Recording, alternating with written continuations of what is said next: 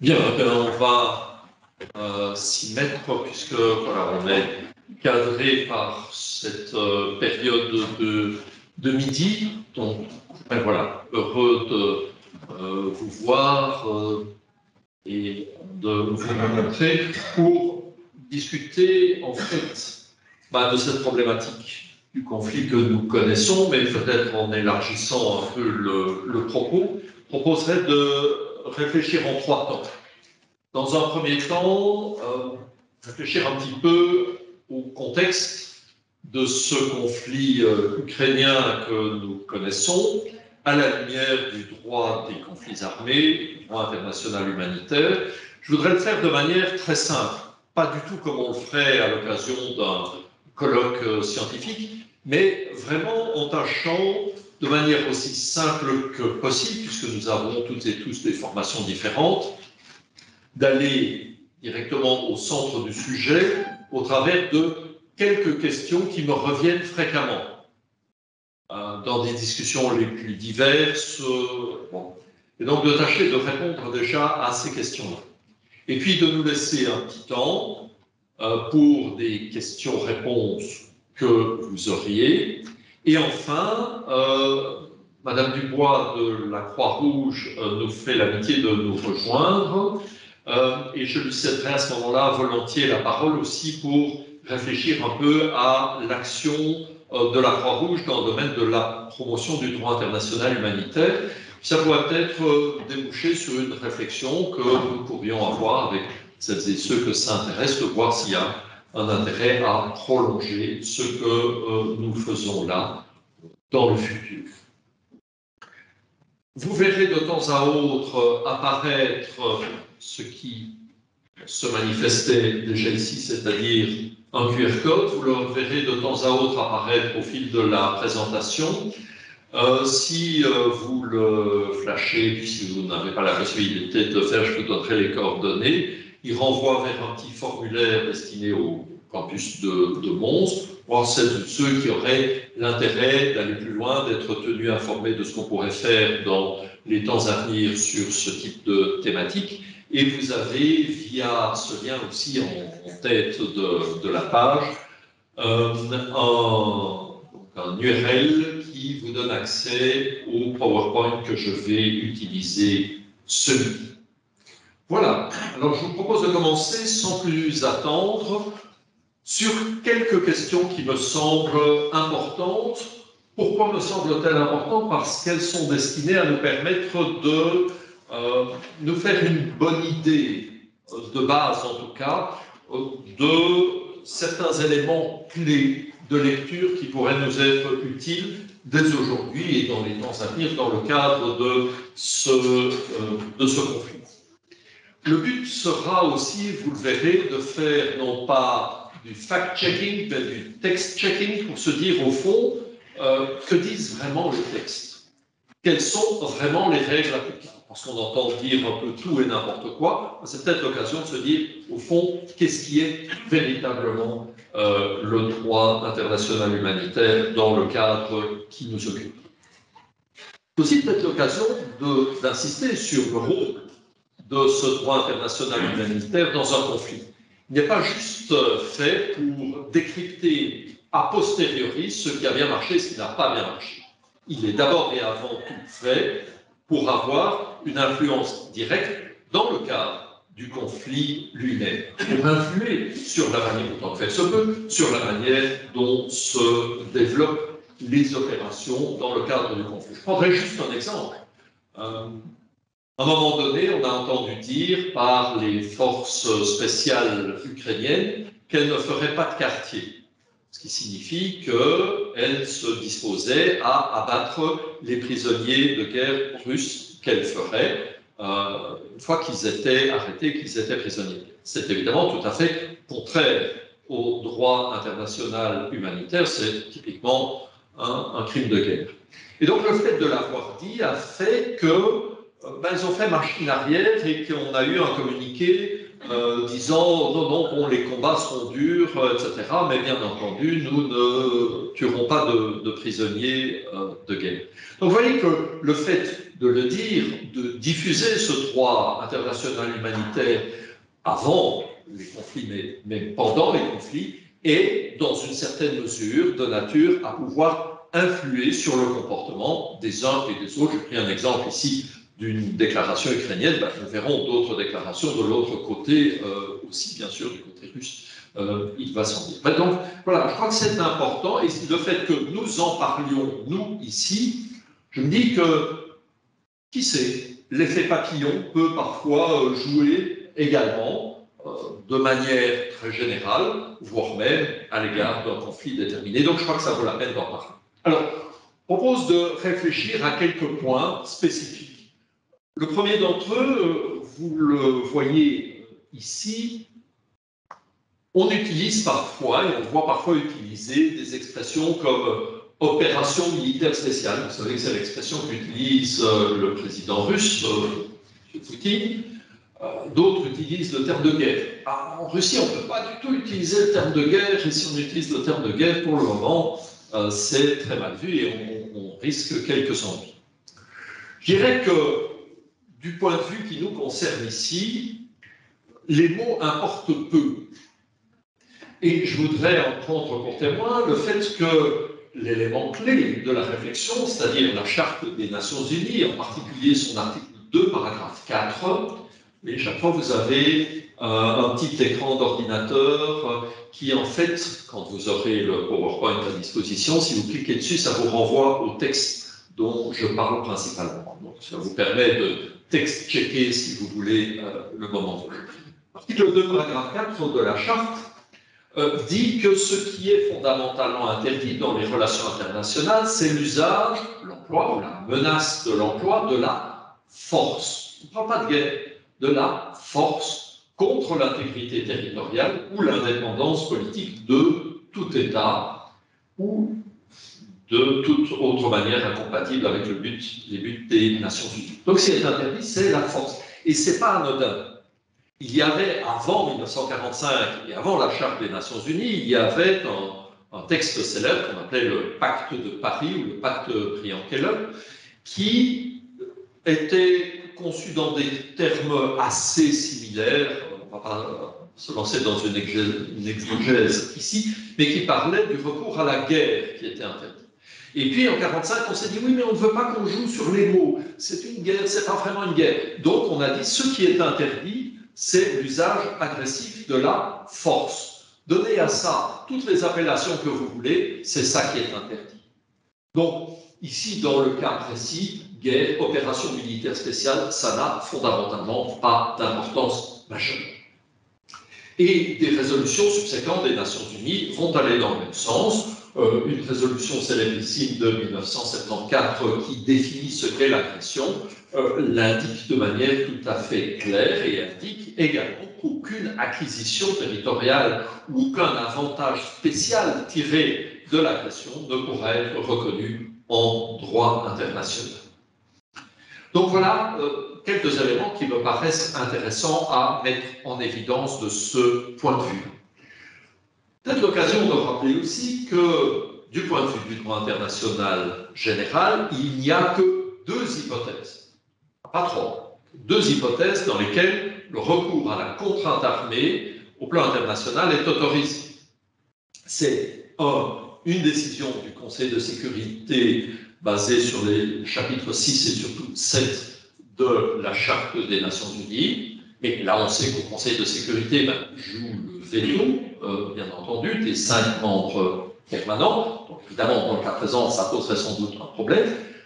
Et éventuellement, le recours à la légitime défense, au sens de l'article 51 de la Charte, si un État fait l'objet, ici et maintenant, d'une agression de la part d'un tiers, cet État peut demander à un ou d'autres États ou à une structure préorganisée ou à une structure organisée pour les besoins de la cause de venir l'aider à se défendre. Ce sont les deux hypothèses dans lesquelles, depuis 1945, le recours à la contrainte armée est autorisé au plan juridique, il n'y en a pas d'autre. Vous allez me dire dans ce cas-là, et on en revient à notre petit stock de questions, mais quels autres choix avait la Russie dès lors qu'elle prétendait que, singulièrement dans l'est de l'Ukraine, certaines populations russophones étaient malmenées, voyaient leurs droits bafoués? Mais je dirais qu'il y avait d'autres possibilités, puisque le recours à la contrainte armée, on le sait, est illégal, et tout ce qui est fait sur la base du recours à la contrainte armée, constatons aujourd'hui, est a priori, avant de commencer à discuter du reste, déjà illégal. Mais il y avait d'autres possibilités, des méthodes diplomatiques de discussion bilatérale, multilatérale, le fait d'avoir recours aux offices d'un État tiers ou à d'autres techniques diplomatiques où on travaille sur du diplomatique, sur du politique en quelque sorte. Et puis il y avait aussi des méthodes juridictionnelles intéressantes, faire appel à un ou à des arbitres internationaux qui sont des personnes que l'on choisirait parce qu'on leur fait confiance, en leur demandant de statuer cette fois, puisqu'on est dans du juridictionnel et du diplomatique, en statuant cette fois sur des aspects juridiques, sur le droit. Qu'est-ce qui est légal, qu'est-ce qui est illégal dans ce que fait l'un, dans ce que fait l'autre, dans ce qui se passe éventuellement dans l'est de l'Ukraine, dans le Donbass, etc. Possible de recourir aussi, vous le voyez au point 2, à la Cour internationale de justice, et il était possible également de recourir à la Cour européenne des droits de l'homme, puisque et l'Ukraine et la Russie, au moment où le conflit se déclenche, étaient membres du Conseil de l'Europe et étaient partis au statut de la Cour européenne des droits de l'homme, Cour de Strasbourg, qui est compétente, vous le savez, pour juger de l'interprétation et de l'application de la Convention européenne de sauvegarde des droits de l'homme et des libertés fondamentales, la Convention de Rome du 4 novembre 1950. Et là, siègent des juges représentant les différents pays du Conseil de l'Europe qui statuent en droit, pas de manière politique, et qui peuvent donner, là, rendre un arrêt disant ce qu'est le droit. La Cour le fait très fréquemment à propos de cas très différents eux aussi. Chaque État est à son tour le bon ou le mauvais élève de la classe du Conseil de l'Europe. La Belgique a été condamnée plusieurs fois dans des domaines les plus divers, relatifs à la procédure pénale, relatifs à d'autres situations également, le statut des enfants nés hors mariage ou d'autres choses très, très diverses. Donc chacun à son tour est le bon ou le moins bon élève de la classe. Vous savez peut-être que au lendemain de l'entrée des troupes russes en Ukraine, le comité des ministres du Conseil de l'Europe a décidé de suspendre la Russie de l'exercice de certains droits au sein des organes du Conseil de l'Europe et que hier, au moment où l'Assemblée parlementaire envisageait l'hypothèse, c'est une discussion de l'exclusion de la Russie du Conseil de l'Europe, celle-ci a préféré prendre les devants et hier après 4 heures a décidé qu'elle quittait le Conseil de l'Europe, qu'elle considérait comme en fait en porte-voix de l'OTAN et de l'Union européenne. Donc, pas très bien, étant donné que le Conseil de l'Europe, c'est l'Europe des 47, là où l'Union européenne, c'est l'Europe des 27. Donc, il y a une petite difficulté à comprendre cela. Le Conseil de l'Europe et la Cour en particulier est totalement indifférente aux opinions politiques des différents pays et statue uniquement en droit. Donc voilà, elle a souhaité quitter le Conseil de l'Europe, quitter la structure de protection de la CEDH, la Convention européenne des droits de l'homme, ce qui va priver 145 millions, je pense, de citoyens russes de la protection de la Cour. C'est d'abord et avant tout cela que cela renvoie. Donc voilà, il y avait des alternatives à faire la guerre. C'était pas juste, vous pouvez pas faire la guerre et c'est pas de chance, vous pouvez rien faire. Si vous avez l'impression que les droits fondamentaux de certaines personnes n'étaient pas garantis, eh bien, vous pouviez agir pour demander cela. Ceci étant, voilà, des citoyens russes ou ukrainiens russophones, aujourd'hui encore, s'ils le souhaitent, peuvent agir devant la Cour européenne des droits de l'homme en disant « j'ai le sentiment que le pays dans lequel je vis, qui est l'Ukraine par exemple, ne respecte pas mes droits fondamentaux, je peux très bien m'adresser à la Cour pour demander justice. » Autre mot qui est fréquemment utilisé de part et d'autre, tant par la Russie que par l'Ukraine, c'est le génocide. Il y aurait un génocide. Les Russes, M. Poutine dit à l'égard des Ukrainiens russophones et M. Zelensky à l'égard des Ukrainiens de manière plus générale. Alors, simplement sur le terme de génocide, j'ai repris ici la définition qu'en donne la Convention de 1948 pour la prévention et la répression du crime de génocide. Vous voyez que, donc simplement, je reprends volontairement les textes pour que vous ayez la trace exacte de ce que sont ces textes et pas de simplement ce qu'on peut en dire. Eh bien, le génocide s'entend de l'un quelconque des actes ci-après commis dans l'intention de détruire en tout ou en partie un groupe national, ethnique, racial ou religieux. Donc c'est vraiment la volonté, le génocide, c'est la volonté de faire disparaître de la surface de la Terre un groupe ou une partie d'un groupe social, ethnique, religieux, etc. Ce n'est pas que c'est ni d'un côté ni de l'autre la situation que l'on voit apparaître. Vous discutez tout à l'heure, est-ce qu'on n'est pas plus dans une logique éventuellement de ci, de là, de crimes de guerre ou de crimes contre l'humanité. Le génocide qui consiste à faire disparaître vraiment une population de la surface de la Terre, je pense que ni d'un côté ni de l'autre, on est réellement dans cette configuration. Si je continue au travers de ces quelques questions qui peut-être valent la peine d'être posées, se pose le statut des civils dans la guerre.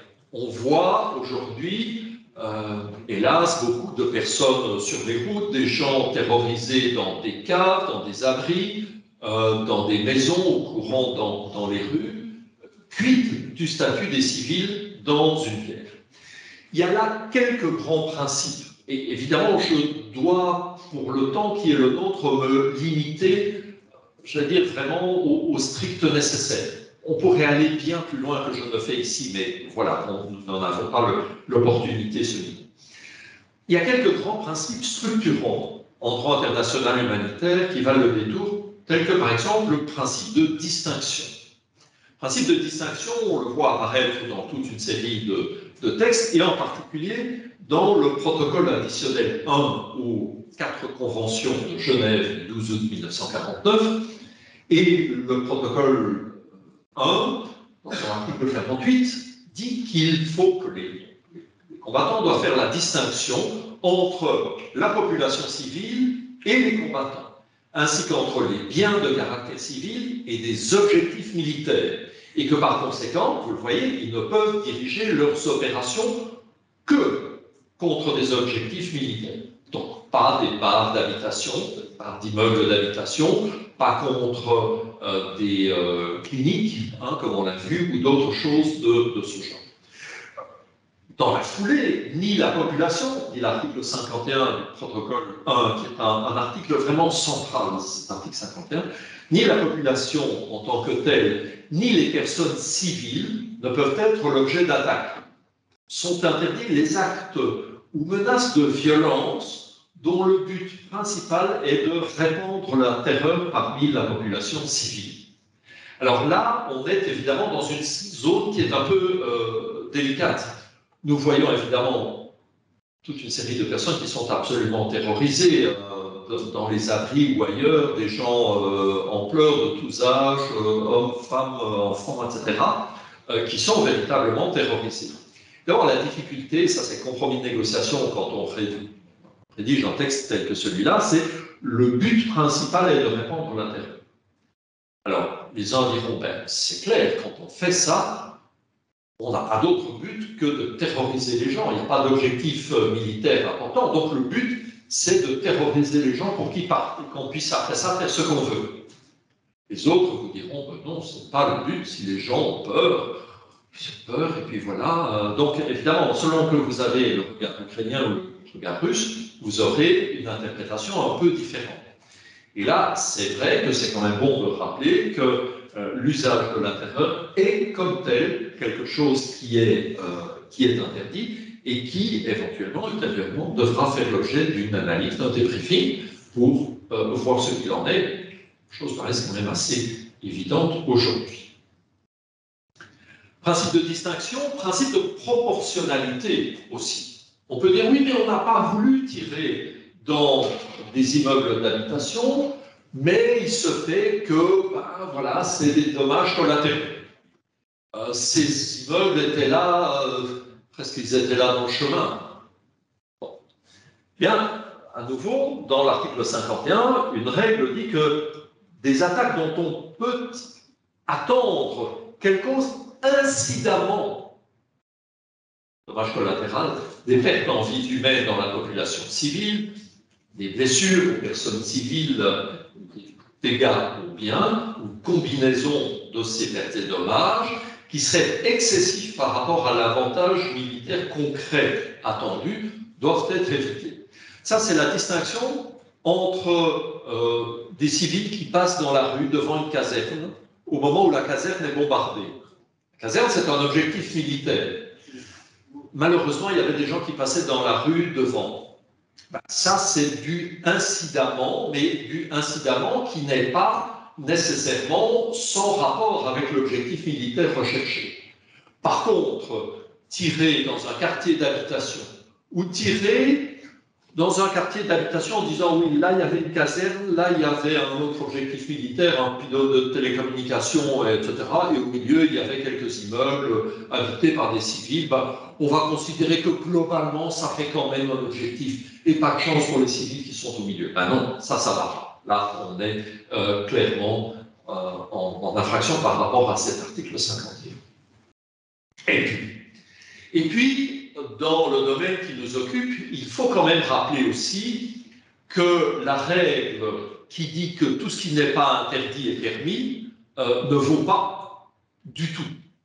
Il y a ce qu'on appelle le principe d'humanité, qui est un principe qui dit que même là où il n'y aurait pas une règle précise dans le droit international humanitaire, en toute hypothèse, et vous le voyez en jaune dans le bas de l'écran, les principes de l'humanité et les exigences de la conscience publique doivent être respectées.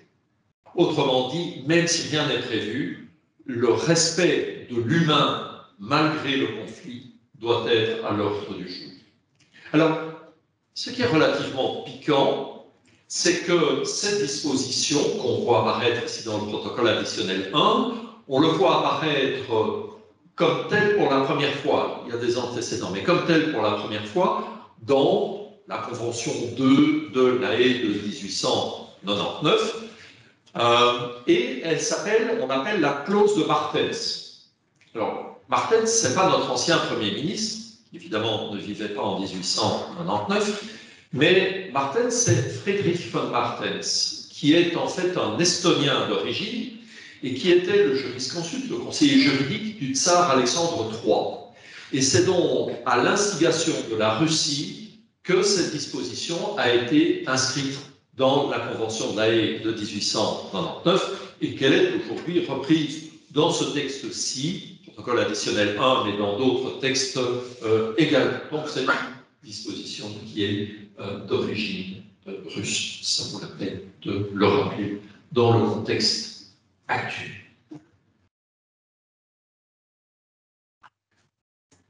Je poursuis peut-être encore rapidement sur l'un ou l'autre point, et puis je m'arrêterai pour laisser du temps à notre discussion, quitte à poursuivre sur quelques points que je n'aurai pas eu l'occasion d'aborder, mais en faisant à l'occasion de la discussion. Peut-être quand même la question du statut des militaires et d'autres personnes qui ne sont pas des militaires, mais qui éventuellement prennent part au combat. Alors ici, de nouveau, la notion que nous avions vue, le principe dont nous avions parlé tout à l'heure, qui est le principe de distinction, retrouve à s'appliquer. Vous voyez que toujours ce fameux protocole 1 dont je parlais prévoit que les combattants doivent se distinguer de la population civile, donc être clairement observables, peut-être par leurs uniformes. Vous voyez que comme les uniformes russes et ukrainiens sont finalement assez proches, vous voyez souvent un brassard blanc du côté des Russes et un brassard jaune du côté des Ukrainiens, le fameux bleu et jaune. Donc, les combattants doivent se distinguer de la population civile, en tout cas lorsqu'ils prennent part à une attaque ou lorsqu'ils se préparent à prendre part. Ils installent des canons ou que sais-je, juste avant une attaque.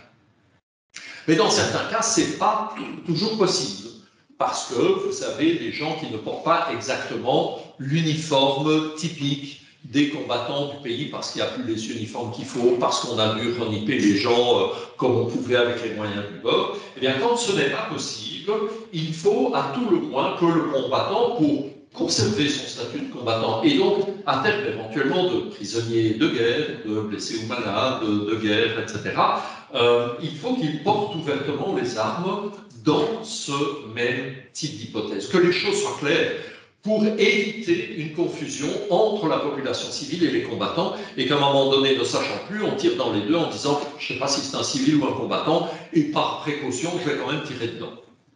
C'est évidemment ce qu'on veut éviter. Monsieur, vous voulez dire qu'en temps de guerre, si on porte une arme, c'est quelque chose militaire? Ça signifie que, effectivement, quand soit on est militaire, soit qu'on est engagé dans les opérations, on va alors je vais préciser les choses dans un instant, mais pouvoir, dans certaines circonstances, bénéficier du statut de protection des conventions de 1949. C'est en tout cas ça que ça signifie. Et on va aboutir à répondre à cette question, parce que, précisément, on voit également que les civils jouissent de la protection accordée par la Convention, par le protocole, sauf si elles prennent part directement aux hostilités et pendant la durée de leur participation. Donc, ce qu'on veut dire, c'est le civil est protégé et ne peut pas être ciblé, ne peut pas être targeté, comme on dit, ciblé, effectivement, et il doit être protégé, sauf évidemment s'il devient lui-même acteur.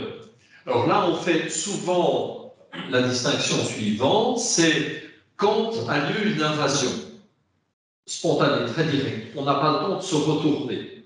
Dans ce cas-là, on assiste à ce qu'on appelait autrefois la levée en masse, c'est-à-dire les citoyens qui se préparent. Et on a vu des gens remplir des bouteilles pour faire des cocktails Molotov et s'armer, aller acheter des armes dans une armurerie.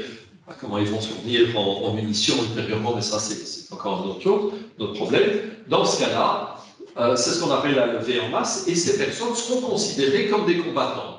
Même si elles ne sont pas revêtues de l'uniforme, elles sont considérées comme combattants, pourront être faits prisonniers de guerre, et donc pas être jugés pénalement, mais retenus pendant le temps des hostilités, effectivement, à partir du moment où on n'a pas eu l'occasion de s'organiser autrement. Mais il faudrait optimalement que dès que possible, ces personnes puissent être intégrées, incorporées dans l'armée ou dans des groupes structurés avec l'autorité étatique qui se trouve au-dessus et des groupes structurés avec un commandement. On a vu, vous avez peut-être vu à la télévision, l'ancien président Poroshenko être à la tête de groupes de citoyens d'une espèce de, comment il faut l'appeler, quel est le nom exact qu'il faut lui donner, mais de structures, de groupements, de bataillons, de je ne sais pas quoi, qui, à ce moment-là, a vraiment une structure et peut être considéré comme regroupant des combattants qui alors pourront devenir prisonniers de guerre. Si les opérations se poursuivent et on dit que cette guerre risque de durer, hélas, un certain temps et qu'on entre dans un régime d'occupation, si on a alors affaire à des actions autonomes de la part de civils, si demain, des actions sont menées par les civils, ceux-ci, une fois ils ont cessé de participer à l'action. Évidemment, si vous vous trouvez avec quelqu'un qui s'est acheté une arme et qui tire sur la partie d'en face va pouvoir le considérer comme combattant et riposter. Mais une fois qu'ils ont cessé leur opération, ils récupèrent un statut de civil, mais qui, à partir du moment où ils ont eu l'occasion de participer au combat, si la partie d'en face estime qu'ils présentent un danger pour eux, pourront faire l'objet d'une mesure d'internement. Donc, ils ne seront pas prisonniers de guerre, mais ils seront civils internés. On pourrait entrer dans des détails, dans des nuances, mais le temps qui est le nôtre aujourd'hui ne nous permet pas de manière tout à fait directe. Pour ne pas être trop long, je voudrais conclure sur un dernier point. On parle beaucoup de la question des mercenaires, et en particulier des Wagner, ce groupe voilà, de militaires d'une société privée. On dit, est-ce que ce sont des mercenaires ou pas? Alors, pour être mercenaire, il faut vraiment le vouloir. Il faut vraiment le vouloir. On a dans le protocole 1 également la définition de ce qu'est un mercenaire. Il faut en particulier qu'il ne soit ni ressortissant d'une partie au conflit, ni résident sur le territoire contrôlé par une partie au conflit. Il faut qu'il soit beaucoup mieux payé que les militaires de rang et de fonction équivalents, spécialement recrutés pour participer au conflit, etc., etc. Donc il y a toute une série d'éléments. Sauf cas ponctuel à identifier, et c'est possible, je ne sais pas. Mais de ce qu'on entend habituellement, en tout cas, les membres de la société Wagner sont essentiellement des ressortissants russes. S'ils ont la nationalité russe, ils ne sont en tout cas pas mercenaires dans le cadre de ce conflit-ci. Au Mali, ce serait éventuellement autre chose, mais en tout cas, ici, ils ne peuvent pas être regardés comme mercenaires, puisqu'ils ne sont pas, puisqu'ils sont ressortissants d'une partie au conflit. Ailleurs, ce serait à voir dans une autre partie du monde, le Mali, ce serait examiné, ou peut-être d'autres pays encore. Voilà quelques éléments qui me semblaient en tout cas utiles de mettre en évidence. Alors, il y a d'autres choses dont je peux vous parler, mais comme je voudrais quand même que nous puissions vraiment consacrer quelques minutes aux questions que vous pourriez avoir avant de céder la parole à Madame Dubois, je vais m'en limiter à cela, quitte à continuer tout à l'heure encore. Mademoiselle, vous aviez une question? Oui, c'est par rapport aux armes chimiques. Du coup, si par exemple la Russie viendrait utiliser des armes chimiques sur le territoire ukrainien, du coup, pour les civils, ça serait considéré comme par rapport à ce qu'on a vu. Alors, le problème des armes chimiques ou d'autres armes est une question qui est effectivement importante. Il y a un certain nombre de types d'armes qui sont considérées soit comme totalement interdites, soit qui, en fonction de l'usage qu'on en fait, peuvent être problématiques et éventuellement interdites. Alors, pour ce qui est des armes chimiques, et vous les voyez apparaître ici, l'un des problèmes majeurs, c'est qu'elles ont un effet indiscriminé. Que, évidemment, quand vous utilisez une munition chimique, elle va toucher un certain nombre de personnes, même au-delà je dirais, de l'épicentre de la frappe que vous allez effectuer. Donc déjà, à ce titre, elle pose un problème. D'autre part, elles entrent également dans le cadre des armes qui causent des maux superflus. Là aussi, c'est un des vieux principes qu'on retrouve dans la déclaration de Saint-Pétersbourg de 1868, et de nouveau, la Russie était très proactive à l'époque dans la manœuvre, et de dire il y a des armes qu'on ne peut pas utiliser parce que, indépendamment de l'objectif de mettre quelqu'un hors combat, de l'empêcher de poursuivre les combats, la nature même de cette arme est de nature à causer des maux qui ne servent à rien. Si vous tirez sur quelqu'un et que vous le blessez gravement ou que vous le tuez avec un projectile, une balle, mettons, vous l'empêchez de continuer à poursuivre le combat. Et donc ça, c'est l'objectif. Si vous utilisez soit des balles doudou qui entrent et qui font des dégâts considérables à l'intérieur, si vous utilisez des armes à sous-munitions, si vous utilisez aussi ces armes chimiques ou autres, indépendamment de l'aspect indiscriminé, même sur les personnes, même si vous visez des militaires, à l'égard de ces militaires, vous utilisez une arme qui cause des maux superflus. À ce titre, les armes chimiques sont interdites, elles ont été interdites dès le lendemain de la guerre de 14, et encore par toute une série de conventions qui existent depuis lors et qui sont aujourd'hui toujours en vigueur.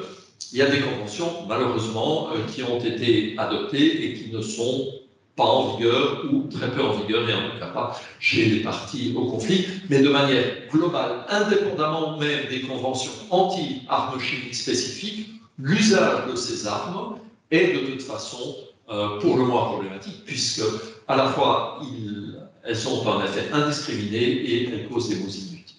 Je ne sais pas si je réponds à votre question.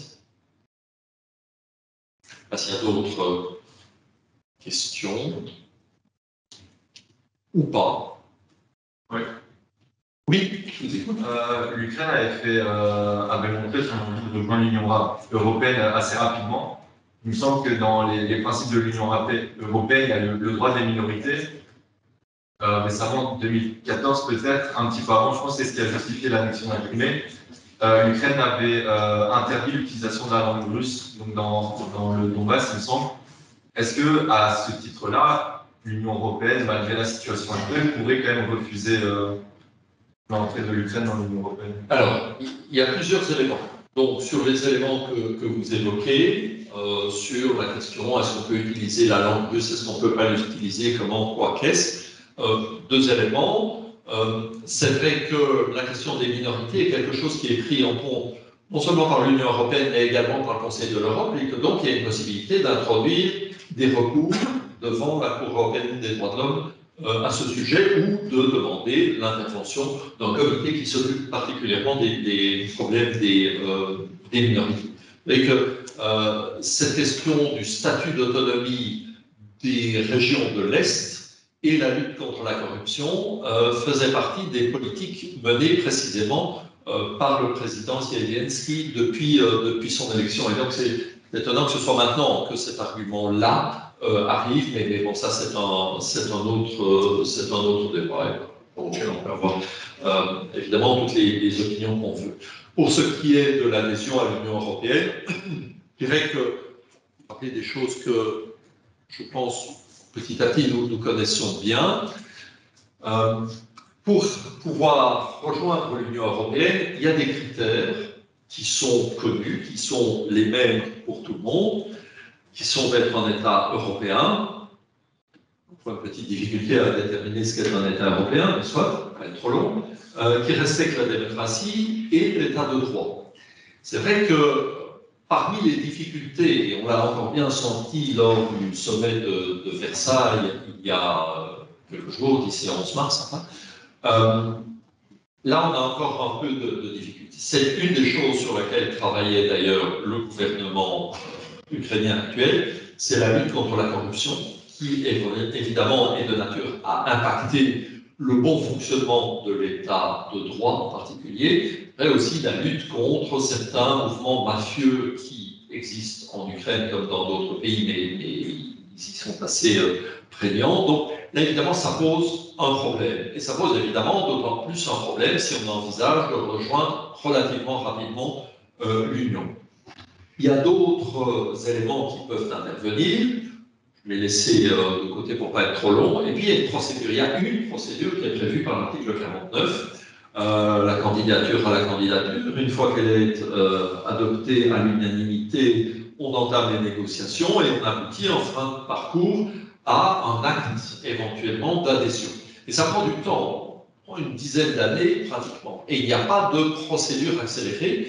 Il n'est d'ailleurs pas certain que une procédure accélérée soit dans l'intérêt de l'État concerné, qui d'ailleurs, sous l'angle, par exemple, économique, peut être amené à souffrir s'il y a un différentiel de structures économiques trop important entre l'État candidat et les États déjà membres de l'Union européenne. Et malheureusement, cette guerre, bien entendu, ne va rien faire pour arranger les choses. Voilà quelques éléments peut-être Donato, j'espère en tout cas répondre à votre question. Merci. Mademoiselle. J'ai une question. Du coup, avec tout ce qui se passe par rapport à la Russie et à l'Ukraine,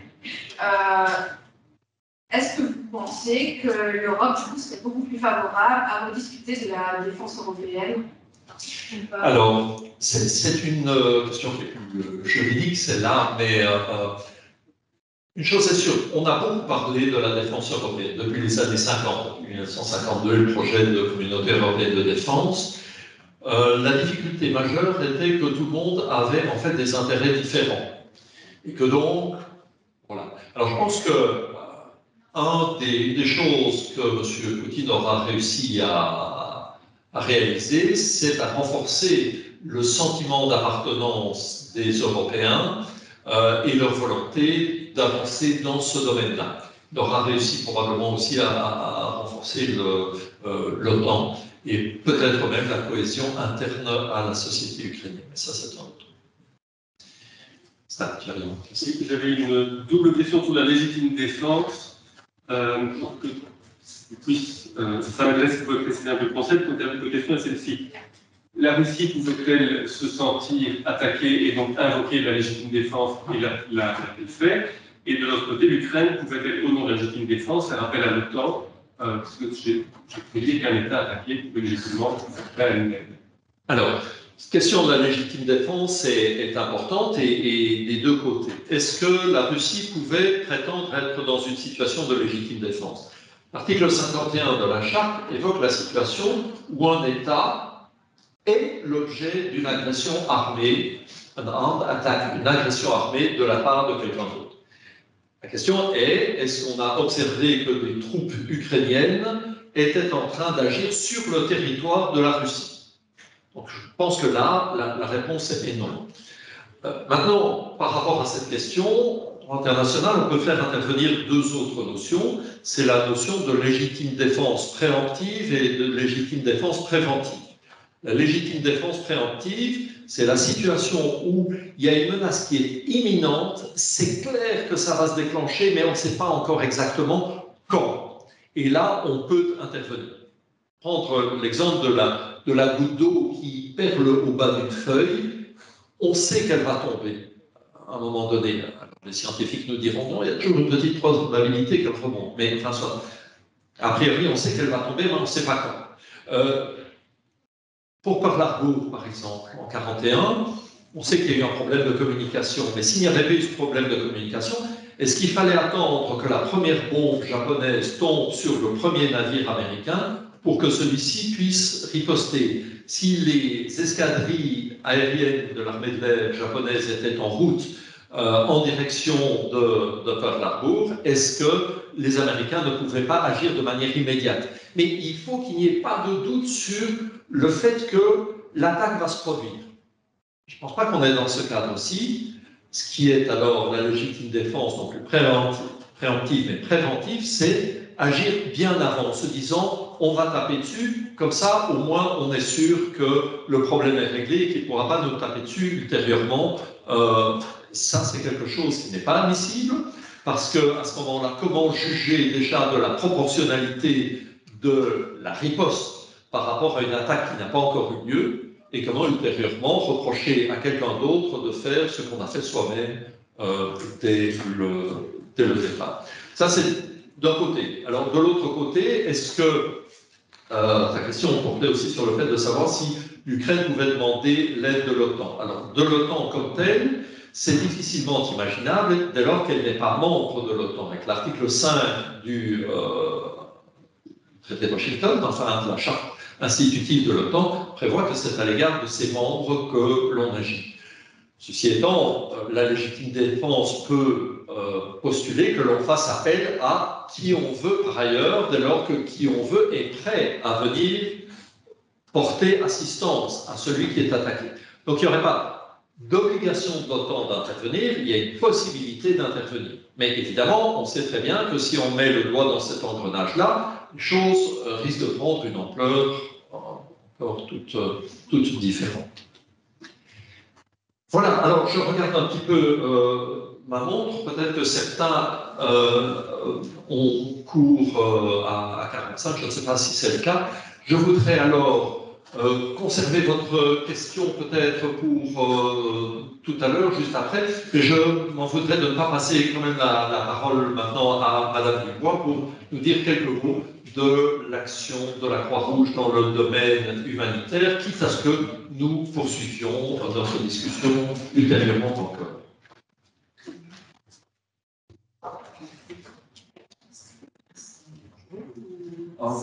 C'est comme vous voulez, mais pour l'enregistrement, vous demandez, mais si vous savez remplir, c'est comme vous voulez. Bonjour. J'ai vraiment pas l'habitude avec le micro, du coup, techniquement, c'est faisable sans, en parlant assez fort, c'est pas. Oui. Je vais essayer, si ça ne va pas, vous me faites signe et je reprendrai le micro. Je vais devoir un petit moment. Voilà, donc je vais essayer de me tenir aux 10 minutes d'intervention, comme ça on aura un petit peu de place encore après pour échanger.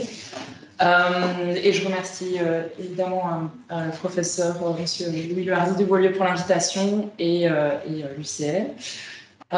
Simplement en quelques mots, tout d'abord, pourquoi est-ce que la Croix-Rouge vient intervenir dans une activité, donc un événement qui touche à la question de la guerre, mais en fait, il faut savoir que la Croix-Rouge a vraiment dans son ADN le DIH, puisque le fondateur du mouvement, Henri Dunant, a été à l'initiative des conventions de Genève et de tout ce dialogue entre les États pour se mettre d'accord sur un droit universel. Je parle sous couvert, c'est un moment dans des termes juridiques, je m'égare un peu, n'hésitez pas à me compléter, parce que je ne suis pas juriste de formation, je vais y revenir après.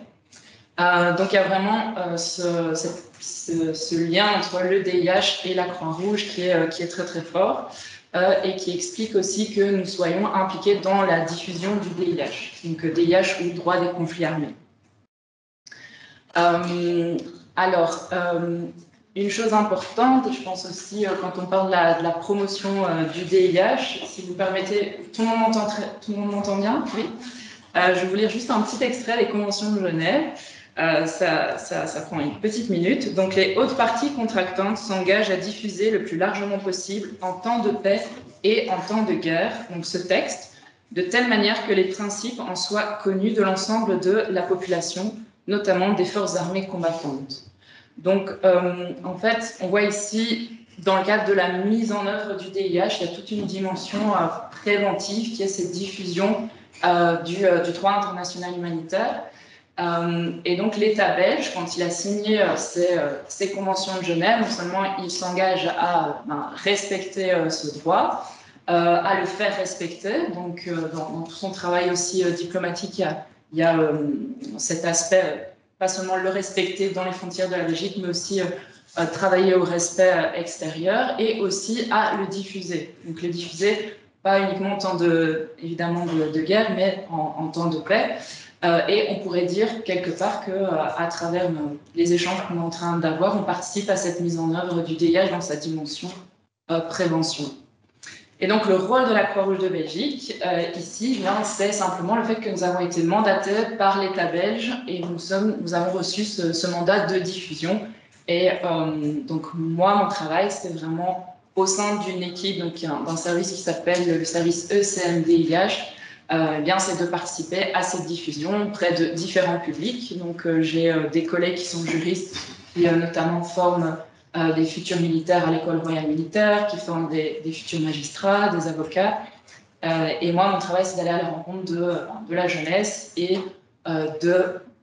j'ai envie de dire, vulgariser, parce que, évidemment, on passe un contenu qui n'est pas évident à cerner, mais en reprenant les objectifs de base du DIH, les grands principes tels que on les a abordés ici, comme les principes de distinction, de proportionnalité, de précaution, les jeunes comprennent ça très très vite. Et donc on insiste vraiment sur cette conscientisation en temps de paix. C'est pas au moment où le conflit armé éclate qu'on a le temps c'est le temps de l'urgence, c'est pas à ce moment-là qu'on va comme ça se plonger dans le droit coutumier ou les conventions de Genève.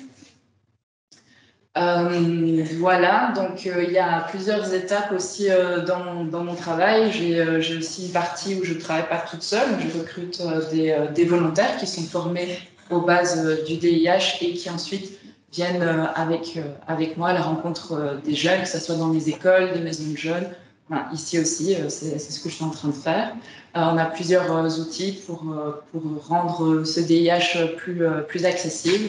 On a notamment des jeux de rôle où on met les jeunes en situation de conflit armé. Donc, ils ont des cartes profil. On leur demande de faire des choix dans ce contexte. C'est assez incroyable quand on voit tout ce qui se passe maintenant, puisque ça reproduit toutes les situations qu'on présente dans nos outils pédagogiques.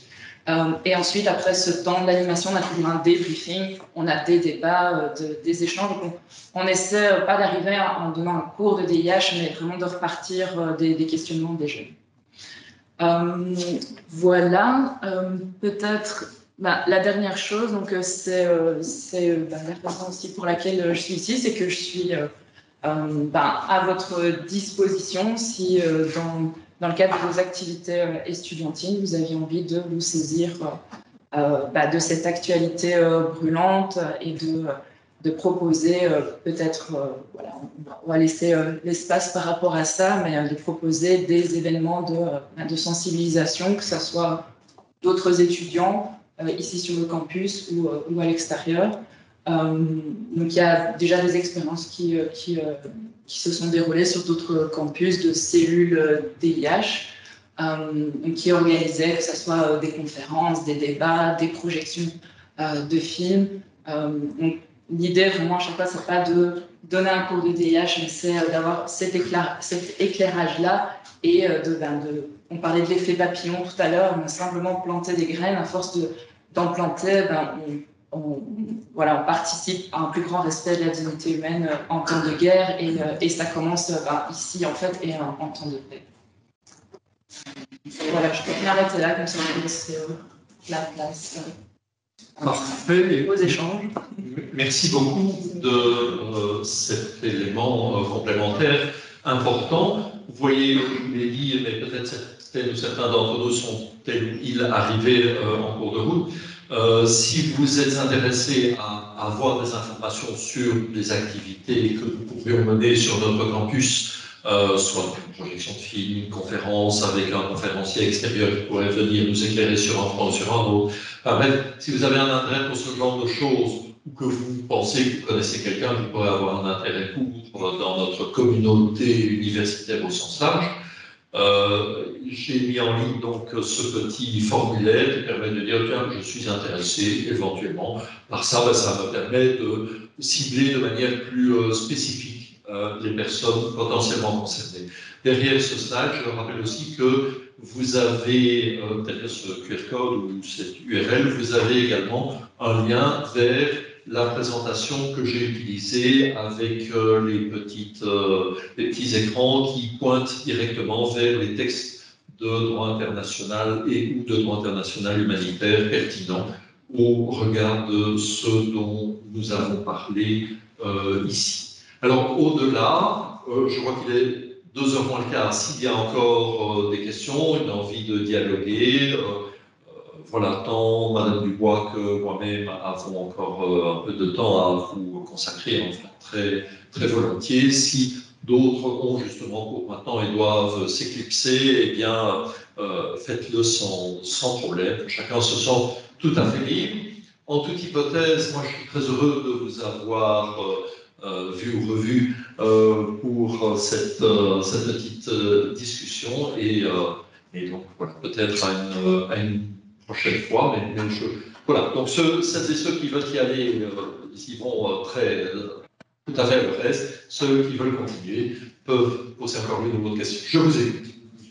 Vous avez dit que la légitime défense préventive était interdite, c'est ça?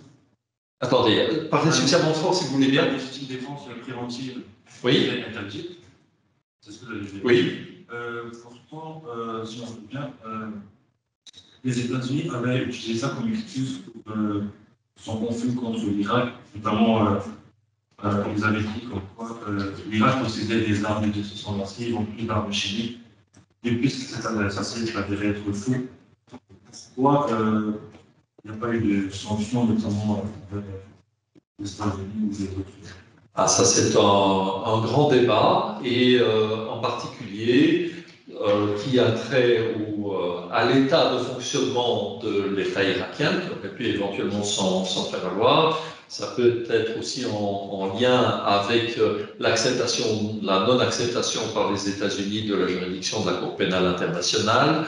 Il y a là toute une série d'éléments qui ont fait que, ben, voilà, il n'y a pas eu de lendemain à ça, au terme d'une guerre qui s'est prolongée dans le temps. Donc ça ne veut pas dire nécessairement que quand on a des faits illégaux qui sont commis, pour autant, à force d'être commis de manière durable, ils deviennent légaux. Certainement pas.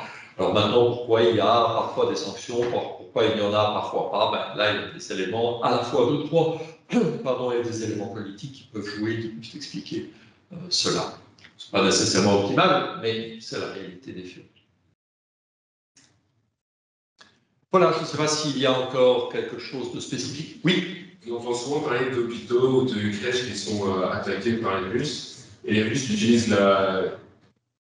comme excuse qu'il y a des bataillons ukrainiens qui se trouvent. Je me demandais si c'était légitime d'attaquer justement ces bâtiments-là parce qu'il y avait des militaires qui s'y trouvaient, ou est-ce que c'est en fait contradictoire parce qu'il y a des civils et donc ils doivent attendre pour aller, entre guillemets, à la main et chercher les militaires. Voilà. Alors effectivement, il y a deux choses qui sont interdites. C'est effectivement de cibler des endroits tels que, par exemple, les hôpitaux, mais aussi de cibler ce qu'on appelle des installations qui contiennent des forces dangereuses. Par exemple, Tchernobyl, ou un barrage hydroélectrique qui, s'il cède, risque d'inonder toute une vallée et de tuer tous les gens qui sont dans les environs. Donc ça, c'est effectivement interdit. Il est par contre aussi interdit d'utiliser une école, un hôpital, etc., pour installer des militaires. Alors, il a été dit à un moment donné, du côté russe, que certains immeubles qui étaient bombardés, que donc ils ne ciblaient jamais les civils, et que quand ils ciblaient un bâtiment, c'est qu'il y avait effectivement des combattants ukrainiens qui se trouvaient dedans ou qui se trouvaient, à mon avis, sur les toits. Quand on voit et ce que rapportent à la fois les journalistes, les humanitaires qui ont accès aux endroits, le personnel médical, paramédical, on ne trouve pas grand trace, faut-il bien le dire, et c'est un euphémisme, de la moindre arme pour le moment. Peut-être que demain, on me dira que c'est pas vrai, qu'on a trouvé les débris d'un canon ou que sais-je. Mais jusqu'à présent, à ma connaissance, il n'y a pas le début d'une trace d'une arme dans ces bâtiments qui ont été largement ciblés. Et si même tous les bâtiments civils qui ont été détruits, y compris des petites maisons dans des villages ou dans des maternités, etc., si tout ça devait être des endroits où il y avait de l'armée ukrainienne, je pense que l'armée ukrainienne aurait gonflé en une fois de 100 à 500%. Donc, je pense qu'on peut avoir des doutes raisonnables. Au-delà de ça, il faudra faire là du fact-checking, vérifier réellement ce qu'il en est, mais le doute est quand même pour le moins possible. Et là aussi, ça relève évidemment de l'euphémisme. Il ne faut jamais, bien sûr, mais vous en êtes conscient, je n'en doute pas, négliger la question de l'information et de la désinformation, qui est une vieille règle des conflits armés depuis que le monde est monde, et qui vaut ici aussi probablement en partie de part et d'autre. Je n'oserais pas dire que c'est bonne guerre parce que ce serait un très mauvais jeu de mots, mais je veux dire, c'est la règle habituelle. C'est souvent ce qui se passe. Est-ce que ça répond à votre question? Oui. Vous avez parlé de la protection des civils, mais qu'est-ce que ça implique par rapport à la loi martiale qui a été votée encore hier en Ukraine et prolongée de 30 jours? Est-ce qu'il y a une possibilité d'objection de conscience, par exemple en Ukraine, où les plus jeunes sont forcés à s'engager? Je ne sais pas très bien ce que contient cette loi, donc pas un spécialiste du droit ukrainien. Déjà que je puisse avoir accès au texte et dans une langue qui m'est un tant soit peu familière. Il est clair qu'en situation de guerre, il y a parfois des phénomènes de conscription généralisés qui se passent. Ceci étant, de ce que l'on observe, il y a quand même quelque chose qui n'était pas évident au départ. Et je pense que l'attitude du président Zelensky et de son gouvernement et peut-être d'un certain nombre de responsables de la société politique et de la société civile ont contribué à ce que vraiment un mouvement de résistance largement porté trouve sa place. Pas qu'il y ait énormément, on peut toujours voir, il faudrait voir, mais qu'il y ait énormément de gens qui se disent on a envie tout de suite de déposer les armes. C'est sans doute ce que la partie adverse aimerait qu'il se passe, que tout le monde détale comme des lapins et qu'il n'y ait plus qu'à accueillir le pays. Mais ça ne semble pas être ce qui se passe à l'heure actuelle.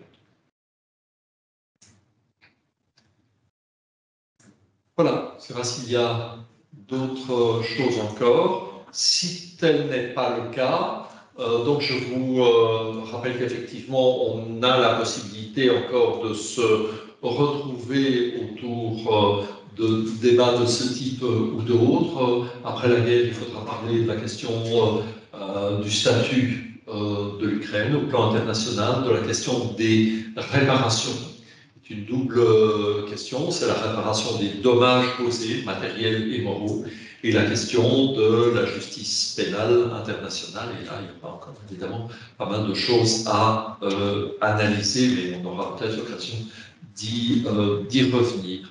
S'il n'y a plus d'autres choses, si vous n'avez pas d'autres choses à ajouter, il va alors me rester à vous remercier de nous avoir rejoints ce midi, à vous souhaiter une bonne après-midi et à nous souhaiter à toutes et à tous ensemble que cette guerre trouve son terme le plus rapidement possible pour le bien de l'ensemble des participants, de la population ukrainienne, bien entendu, la première, mais je pense de pas mal de combattants aussi dans l'autre partie qui ne savaient pas nécessairement toujours très bien ce vers quoi on les envoyait. En tout cas, l'important, c'est que cette guerre trouve son terme le plus rapidement possible et que pendant qu'elle perdure encore, longtemps possible, si possible, mais l'humain puisse prévaloir malgré la guerre.